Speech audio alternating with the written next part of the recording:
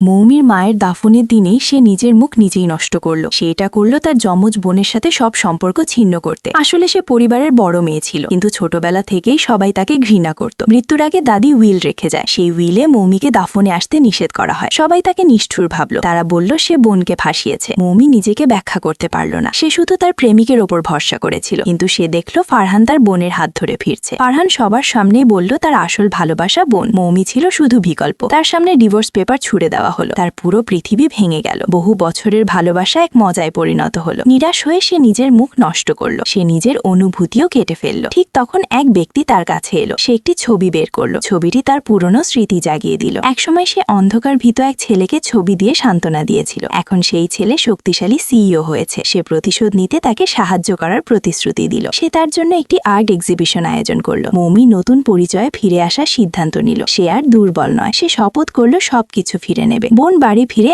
আরো অহংকারী হয়ে উঠল। সে সবসময় মৌমিকে অপবাদ দিত। সে বলতো মৌমি সহানুভূতি পেতে নাটক করছে। সে এমনকি তাকে মুখ নষ্ট করতে উস্কেছিল। কিছুদিন পর মৌমি নতুন মুখে ফিরে এলো। সে সরাসরি বলল সে একই মুখ ভাগ করতে চায় না। বোন আবার দুর্বলতার অভিনয় করলো। মৌমি সবার সামনে অতীত ফাঁস করলো। সে অভিযোগ করলো বোন টাকা নিয়ে পালিয়েছিল। সে তাদের বাবা মায়ের মৃত্যুর কারণ। সে বোনকে হাঁটু গেড়ে ক্ষমা চাইতে বলল। কিন্তু ফারহান আবার বোনের পক্ষ নিল। সে মৌমিকে দোষ দিল। বোন আবার সহানুভূতি আদায় করলো। রাগে মৌমি তাকে চড় মারল। সে তার সব চালাকি প্রকাশ করলো। তারপর ফারহানের দিকে ডিভোর্স পেপার ছুড়ে দিল। কয়েকদিন পর কেউ একটি ছবি কিনতে এলো। সে উচ্চ দাম দিতে চাইল। লোভে বোন নিজেকে শিল্পী বলে দাবি করলো। সে বুঝলো না এটা ফাঁদ। ঠিক তখন মৌমি এসে সত্য প্রকাশ করলো। দুজনের মধ্যে তর্ক শুরু হলো। শেষে তারা এক্সিবিশনে সমাধান করতে রাজি হলো। প্রদর্শনীর দিন ভিড় জমল। বোনের ব্যাখ্যায় ভুল ছিল। সে ছবির অর্থও ভুল বুঝলো। ঠিক তখন মৌমি মুখোশ পরে এলো। সে নিখুঁতভাবে ছবির গভীর অর্থ ব্যাখ্যা করলো। মানুষ বোনকে সন্দেহ করতে শুরু করলো। বোন রেগে গেল। সে মৌমিকে চুরির অভিযোগ দিল। ফারহানও তার পাশে দাঁড়ালো। মৌমি লাইভ প্রতিযোগিতার প্রস্তাব দিল। বোন আত্মবিশ্বাসে রাজি হলো। সে বুঝলো না বিপদ আসছে। মৌমি ডিম ফেটে বাচ্চা বের হওয়ার ছবি আঁকলো। তার দক্ষতা সেরা ছিল।